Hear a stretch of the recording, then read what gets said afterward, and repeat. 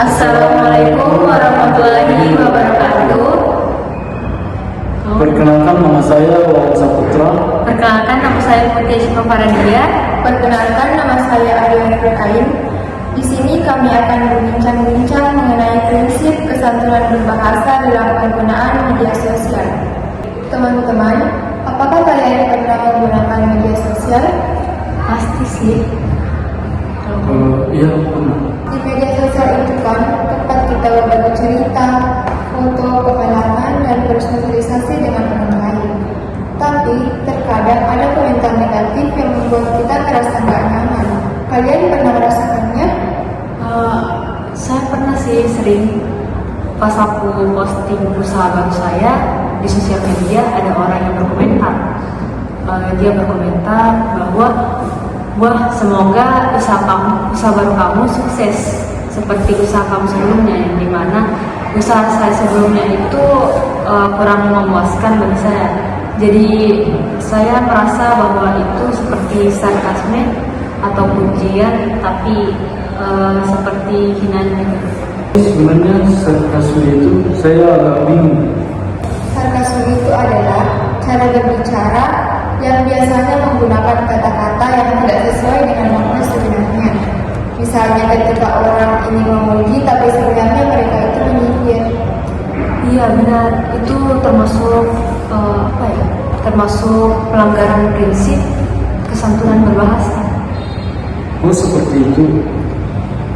Memangnya prinsip berbahasa itu seperti apa ya?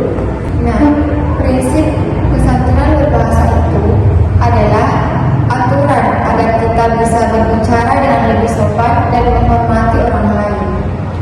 Nah, saya mau tambahkan juga nih, ada beberapa maksim dalam prinsip kesantunan berbahasa, yaitu ada maksim kebijaksanaan, menghindari pernyataan yang merugikan orang lain. Yang kedua, ada maksim penerimaan, yang dimana menghargai pendapat dan perasaan orang lain. Yang ketiga, ada maksim kerendahan hati, yang dimana tidak menganggap diri lebih baik dari orang lain. Yang keempat, ada simpati, yang dimana menunjukkan empati terhadap perasaan orang lain. Yang terakhir, ada maksim kecocokan, yang dimana menyesuaikan bahan konteks dengan lawan bicara. Kalau boleh tahu sebelumnya maksudnya maksim itu apa sih? Nah, maksim itu adalah pedoman dalam komunikasi yang memudahkan kita untuk menjaga kesantunan. Dengan menerapkan maksim tersebut, kita bisa berkomunikasi dengan lebih baik dan menghormati orang lain. Oh, paham. Sepertinya saya juga pernah mengalami sarkasme di medsos, tapi di dalam grup di mana isinya banyak orang. Di situ saya merasa tersinggung karena percakapan mereka. Itu bisa disebut sarkasme kan? Iya, benar. Ketika komentar disampaikan dengan nada lelucon tetapi menyinggung perasaan orang lain, itu termasuk sarkasme loh. Dan di grup kadang-kadang orang tidak menyadari dampak dari kata-kata mereka. Itu bisa melanggar prinsip kesantunan dalam berbahasa. Jadi apa yang bisa kita lakukan jika kita merasa tersinggung oleh komentar seperti itu? Kita bisa menyampaikan kepada teman-teman dengan cara yang baik. Misalnya, kita memberitahu mereka bahwa semua lelucon yang mereka sampaikan itu tidak semua bisa diterima oleh orang lain. Betul, selain itu kita juga bisa tidak terlalu memikirkan hal-hal negatif di grup tersebut, dan kita bisa lebih fokus ke hal-hal positif yang telah dibagikan di grup tersebut. Iya, dan mungkin kita juga bisa berusaha untuk lebih berhati-hati dalam berkomentar agar tidak menyakiti perasaan orang lain. Nah, inilah fungsi bagi kita agar kita mengetahui prinsip kesantunan berbahasa, agar bahasa yang kita keluarkan itu tidak menyinggung perasaan orang lain atau bahkan membuatnya tersakiti. Betul sekali teman-teman. Ya, terima kasih sudah berbagi ilmu dan pendapat hari ini ya. Oke, Mari kita lanjutkan pembahasan tentang penggunaan bahasa di media sosial. Kita sudah membahas pelanggaran prinsip kesantunan, yaitu sarkasme. Ya, dan sarkasme seringkali melanggar maksim kebijaksanaan yang dimana terjadi ketika komentar yang disampaikan justru merugikan orang lain. Apa contoh nyata dari pelanggaran ini? Misalnya, saat seseorang mengkritik usaha orang lain dengan nada mengejek, itu bukan hanya tidak bijaksana loh, tetapi juga bisa menyakiti perasaan orang lain. Tepat, selain itu ada juga maksim penerimaan yang sering dilanggar. Kita harus menghargai pendapat orang lain meskipun kita tidak setuju dengan pendapatnya. Bagaimana jika melihat komentar yang merendahkan? Apa sebaiknya yang kita lakukan? Dalam situasi ini, penting untuk memberikan tanggapan yang sopan atau melaporkan komentar tersebut. Kita harus menjaga suasana positif agar tidak semakin buruk.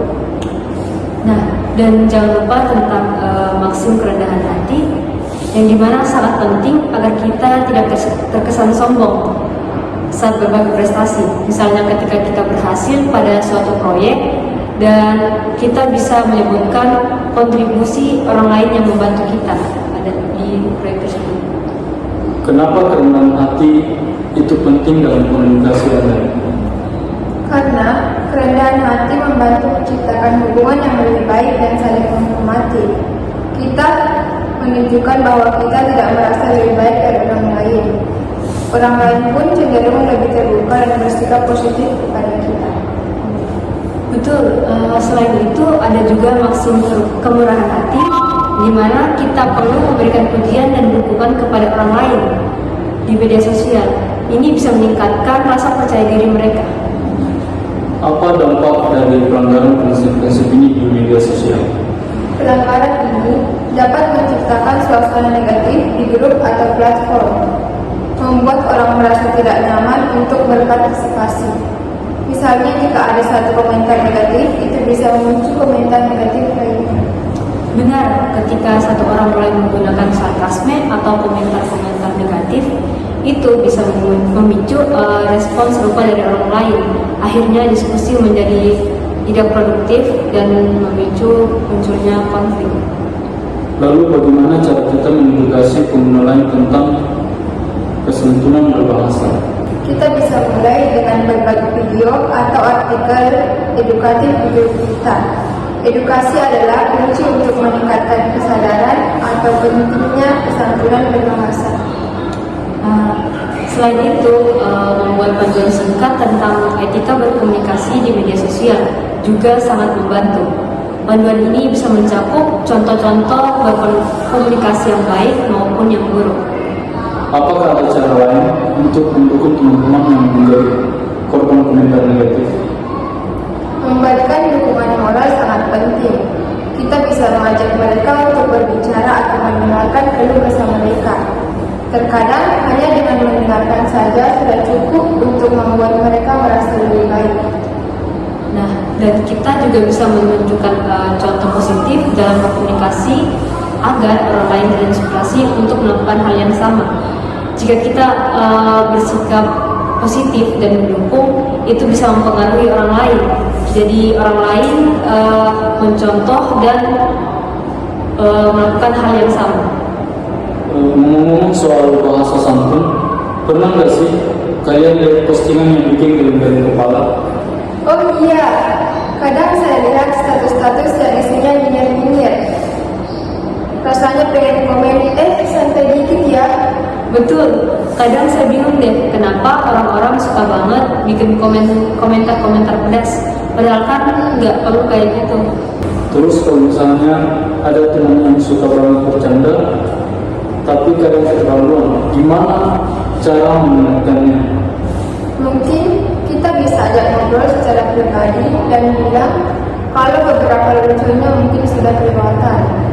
Sampaikan dengan cara santai biar dia nggak merasa diserang.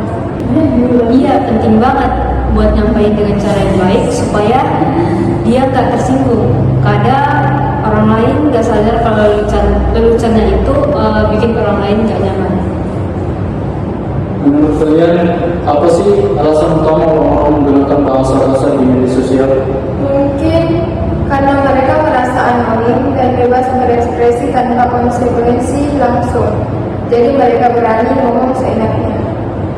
Iya, ditambah lagi banyak yang berpikir bahwa humor sarkastik itu lucu, padahal kadang malah bikin suasana jadi tegang. Bagaimana dengan penggunaan meme? Apakah itu membantu atau justru memperburuk situasi? Meme bisa jadi alat komunikasi yang lucu dan menarik perhatian, tapi kadang juga bisa disalahartikan atau digunakan untuk menyerang seseorang secara langsung. Setuju. Jadi penting banget buat bijak dalam memilih meme yang akan diposting agar tidak menyinggung perasaan orang lain. Kira-kira apa sih langkah-langkah nyata yang bisa kita ambil untuk memperbaiki komunikasi di media sosial? Mungkin kita bisa mulai dengan membuat grup diskusi kecil di mana semua anggota dapat berbagi pengalaman dan tips tentang komunikasi santun di media sosial. Itu ide bagus. Kita juga bisa mengadakan sesi tanya jawab secara rutin untuk membahas isu-isu terkini terkait penggunaan bahasa di platform tertentu. Ya.